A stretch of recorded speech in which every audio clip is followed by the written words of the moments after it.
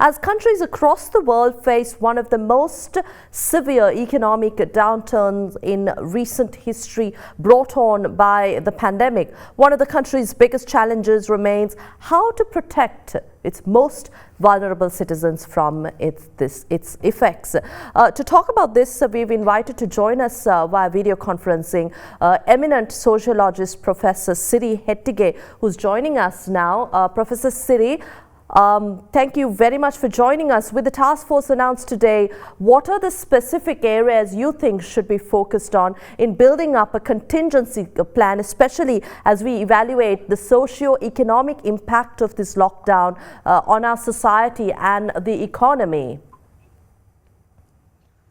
Well, I think the point is that we have been talking about the socio-economic issues rising out of this major crisis that you are facing. But it is very important that we make an assessment of the actual ground situation, because it is important for us to know what kind of a target population we are talking about. We can talk about unemployed, people who have no income and so on and so forth.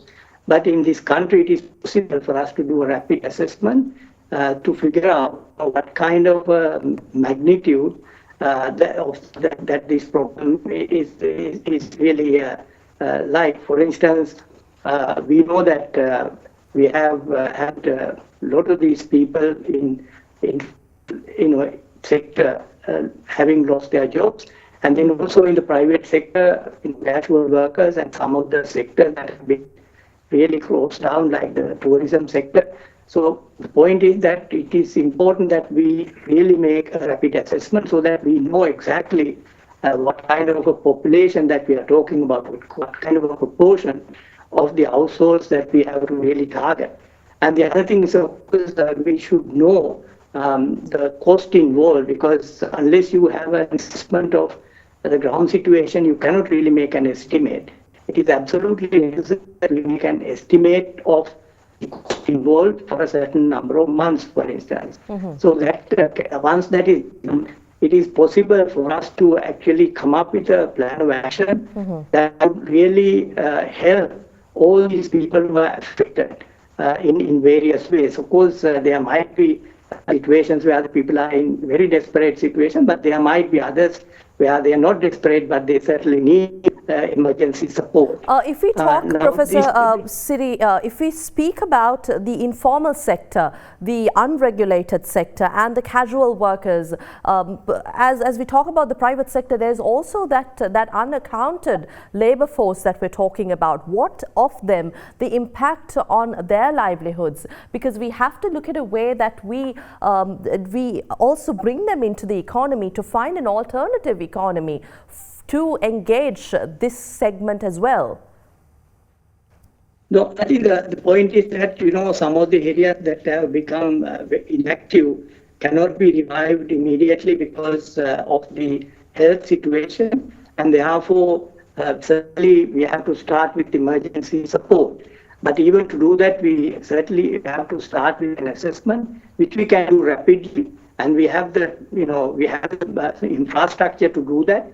And we have a huge government machinery that can be used to make that rapid assessment. And once that is done, then we can really reach out to the people who really need emergency support. But then, of course, we cannot really keep people on handouts for a long period of time, and it doesn't make any sense, because we certainly have to move these people away from handouts to some kind of productive engagement in the economy.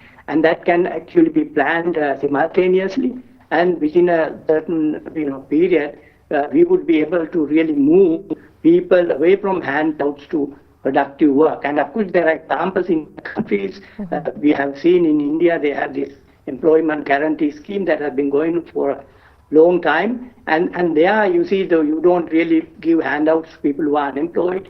You basically give them wages, but then in return, they engage in economic activities. And of course, in the areas where these people are, and I have a feeling that a large part of the country is not directly affected by the epidemic. If we very quickly speak of remittances, a large part of Sri Lanka's foreign exchange. Well, I mean, the point, absolutely. I think the point is that we have a serious problem with our external sector. I mean, the remittances that we have been receiving from the workers employed overseas, over $7 billion US.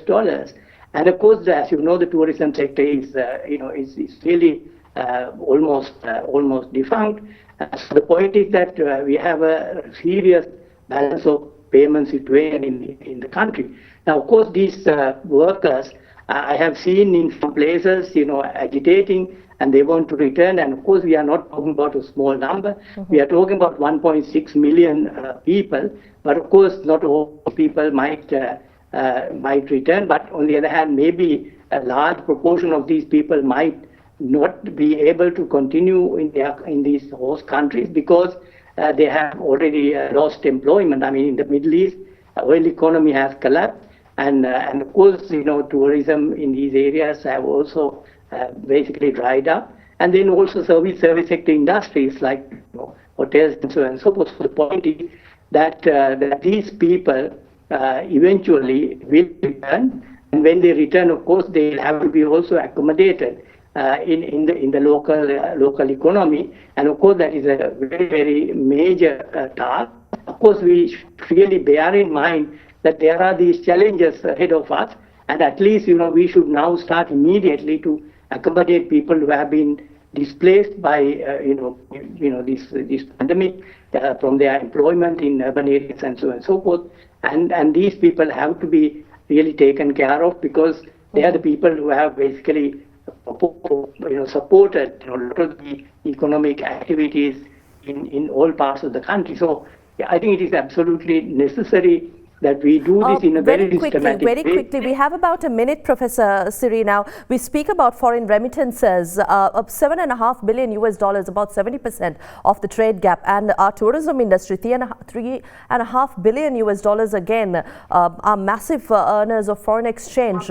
What is the way out? What is our new economy? What do you propose finally? Well, actually, many people don't think that we could, restore the pre-pandemic economy within a very short period of time. And if at all, it will take, it will take a few years before the old global economy is restored to whatever degree that is possible. So the point is that we'll have to really go for a development strategy that would really reduce our dependence on the global economy, at least in terms of meeting the basic needs of the people. So it is absolutely necessary that we also concentrate on how we could really make use of our resources within the country to really keep these people engaged in productive economic activities. Right. And we do not know what is going to happen in the future, but at least in the medium term, we will certainly have to put our national economy together so that we would be able to meet the needs of the population without really facing major difficulties. So it's a major challenge. Thank you very much. Thank you very much, Professor Siri Hettige. That's all the time we have tonight on the news. We had with us Professor Siri Hettige, Emeritus Professor of Sociology from the University of Colombo, joining us to share his perspective of the socio-economic impact on Sri Lanka.